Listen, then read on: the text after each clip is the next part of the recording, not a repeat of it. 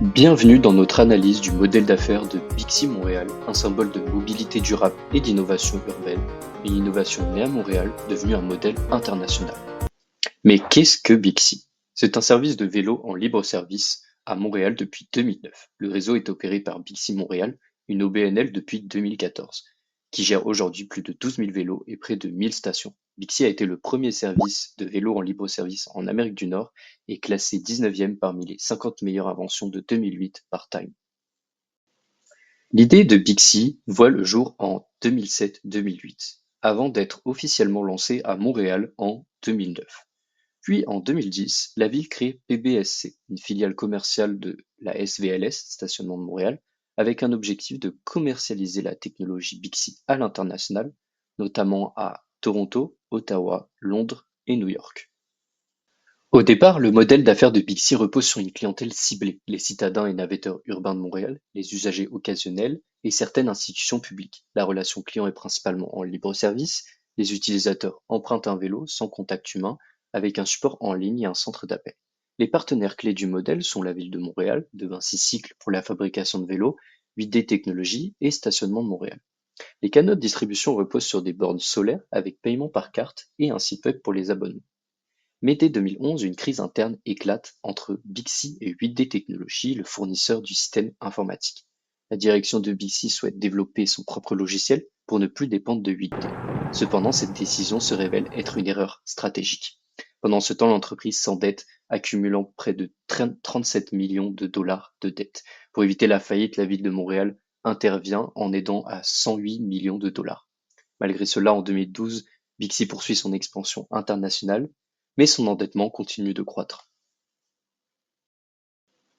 En 2012, la technologie Bixi connaît un véritable succès à l'étranger. Le système est adopté à New York, une vitrine internationale importante, ainsi que dans plusieurs autres grandes villes.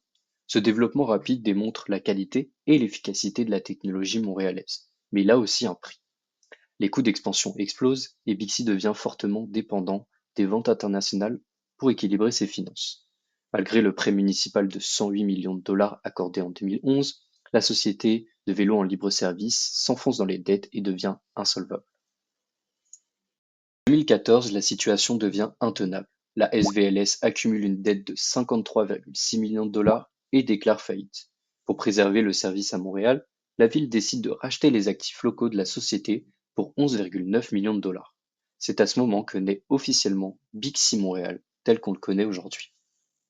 La faillite de 2014 provoque une véritable explosion du modèle d'affaires de Bixi. Le service passe d'une entreprise cherchant à vendre sa technologie à l'international à un service public local, entièrement opéré par la ville de Montréal.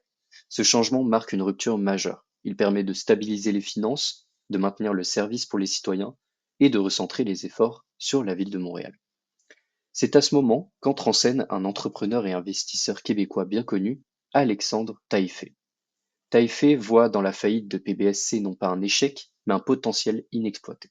En 2014, il rachète les actifs internationaux de l'entreprise et relance la marque sous une nouvelle vision. Grâce à lui, la technologie se déploie dans le monde entier, à Dubaï, Honolulu, Vancouver et dans plus de 45 villes réparties dans 15 pays. PBSC devient ainsi un leader mondial du vélo partage et de la mobilité urbaine. En 2022, l'entreprise est finalement acquise par Lyft, confirmant la valeur et la portée mondiale de l'innovation née à Montréal. Entre 2014 et 2016, Bixi se redresse progressivement. Le service retrouve sa stabilité financière et affiche enfin un bilan positif, preuve du succès du nouveau modèle public. En 2016, Bixi connaît une croissance remarquable, plus de 4,1 millions de déplacements, 438 000 achats effectués et 234 000 clients différents. C'est aussi une année d'innovation majeure, lancement d'une nouvelle application mobile, association avec l'application Transit et refonte complète du système et du site web. Un projet pilote nommé Bixi Opus voit également le jour et remporte le Calypso Award Challenge de la meilleure innovation mondiale en 2016. L'année 2019 marque un véritable tournant pour Bixi, le service franchit de nouveaux records, mais surtout c'est l'année de l'arrivée des premiers e-Bixi, les vélos à assistance électrique. Ces vélos révolutionnent l'expérience, ils permettent de parcourir de plus longues distances, d'affronter les pentes plus facilement et d'attirer une nouvelle clientèle plus diversifiée. Mais en 2020, la pandémie de Covid-19 provoque forcément une baisse des déplacements, mais Bixi parvient à maintenir ses opérations. Grâce à plusieurs innovations technologiques, le service atteint pour la première fois l'équilibre budgétaire, même dans un contexte mondial difficile. En 2023, Bixi franchit une nouvelle étape avec l'ajout de nouvelles villes desservies dans la grande région de Montréal. C'est aussi une année marquante, car pour la première fois, le service devient accessible toute l'année. Durant la saison hivernale, une sélection de stations et de vélos réguliers demeure disponible, permettant aux Montréalais de pédaler même en hiver, une grande première pour un service nord-américain. En 2025, Bixi innove une fois de plus et devient la première ville au monde à offrir des remorques directement intégrées aux stations de vélo partage. Assemblées à Saint-Laurent, ces remorques peuvent s'attacher aussi bien au vélo Bixi qu'au vélo personnel des usagers. Cette nouveauté, elle renforce la proposition de valeur du service en répondant à de nouveaux besoins, transport d'enfants, de bagages ou de matériel. Mais elle fait aussi évoluer les sources de revenus, avec une nouvelle tarification spécifique à ce service, illustrée à l'écran. Cette innovation locale confirme la capacité de Bixi à se réinventer. Après 2014, le modèle d'affaires de Bixi a évolué pour s'adapter aux nouvelles réalités. Le- Parmi les blocs qui changent le plus, on retrouve d'abord les canaux. L'application mobile devient le canal principal, permet de repérer les stations, de déverrouiller un vélo et de suivre son historique. Bixi s'intègre aussi directement au réseau de la STM et utilise désormais les réseaux sociaux pour informer.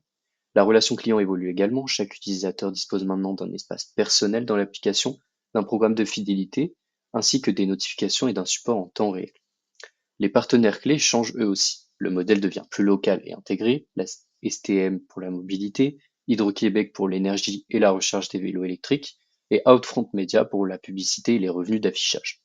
La proposition de valeur s'enrichit également. Des vélos électriques, une disponibilité en temps réel, une application intuitive et une mobilité intégrée avec, par exemple, Communauto et Transit. Enfin, l'ajout des remorques, l'ajout avec Opus et le service étendu à l'année confirme l'évolution de Bixi vers un modèle complet de mobilité durable, numérique et connecté. Parlons maintenant de l'environnement de Bixi Montréal, un service devenu emblématique dans la mobilité urbaine durable. Effectivement, depuis plusieurs années, Bixi s'est imposé comme une fierté locale. Il incarne une image positive et éco-responsable, en phase avec les ambitions d'une ville toujours plus verte. Ses partenariats solides avec la ville de Montréal, la STM ou encore Desjardins lui offrent une crédibilité et un soutien essentiel. De plus, l'expérience utilisateur est aussi un point fort. L'application est simple, efficace et rend l'accès au vélo très rapide. Bien sûr, Bixi doit aussi composer avec certaines menaces. Les règles de sécurité plus strictes et la disponibilité limitée de l'espace public compliquent parfois l'expansion du service, sans oublier les hivers qui pèsent sur l'entretien, la durée et l'utilisation des vélos. Et enfin, le coût de la maintenance peut affecter la rentabilité du modèle. En ce qui concerne les problématiques liées à Bixi, nous allons pour relever du coup trois axes différents.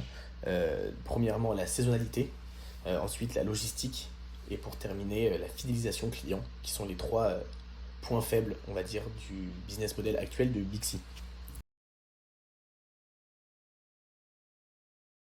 Pour commencer sur la saisonnalité, nous avons effectivement un service qui est en montagne russe, c'est-à-dire que la majorité de l'activité est générée pendant les périodes estivales et en hiver c'est le vide.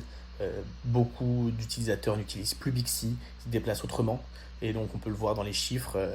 Saison d'hiver beaucoup plus compliquée pour Bixi que des saisons d'été. Pour ce qui est de la problématique de logistique, nous pouvons relever plusieurs points, notamment le taux de rotation qui est très élevé, c'est-à-dire que la plupart des utilisateurs Bixi sont concentrés au même endroit, ce qui fait que ça crée des stations pleines où les utilisateurs ne peuvent pas rendre leur vélo après l'avoir utilisé, et d'autres stations qui sont vides, qui créent de la frustration, notamment pour les personnes qui souhaitent aller chercher un Bixi et qui se rendent compte que leur station est vide. Cela crée du coup une expérience utilisateur fébrile, sans compter en plus tous les camions de redistribution mobilisés qui élèvent un coût logistique assez conséquent. Ce qui nous amène sur la dernière problématique, une fidélisation insuffisante. Effectivement, nous pouvons voir que seulement 15% des usagers sont des abonnés réguliers, ce qui crée une forte dépendance à un petit noyau d'abonnés, une expérience client qui décourage la fidélisation et effectivement, encore une fois, un marketing trop discret pour Bixi. Et pour conclure, nous allons résumer ça de manière assez facile. Bixi fait face à 3 défis majeurs, comme on l'a vu auparavant. Une forte dépendance à la saison estivale, une logistique de stations sous tension et une faible fidélisation des abonnés. Ces enjeux sont étroitement liés, puisque la saisonnalité fragilise la logistique, qui détériore l'expérience client et qui limite du coup la récurrence. Nous allons maintenant répondre à ces différentes problématiques sous forme de recommandations pour améliorer le modèle d'affaires de Bixi.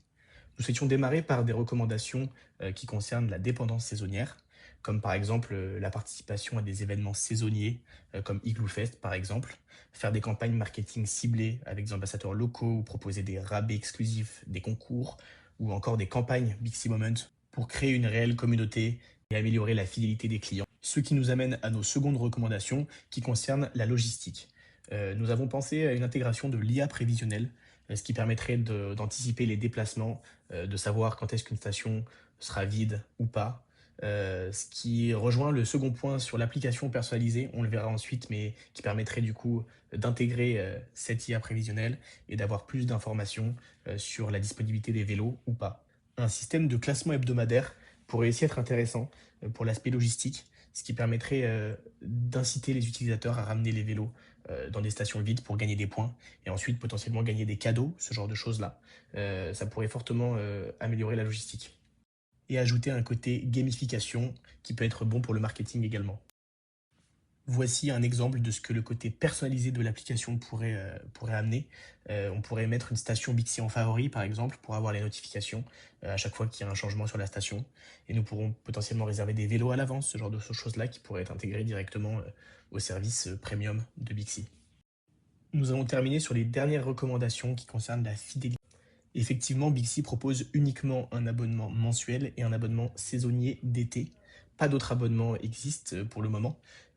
Nous avons pour recommandation de proposer des abonnements plus diversifiés, avec un abonnement moitié prix par exemple à l'hiver, du 15 novembre au 15 avril, ce qui permettrait drastiquement d'augmenter leurs revenus d'hiver, puisque à ce prix-là, beaucoup de personnes seront prêtes potentiellement à payer un abonnement.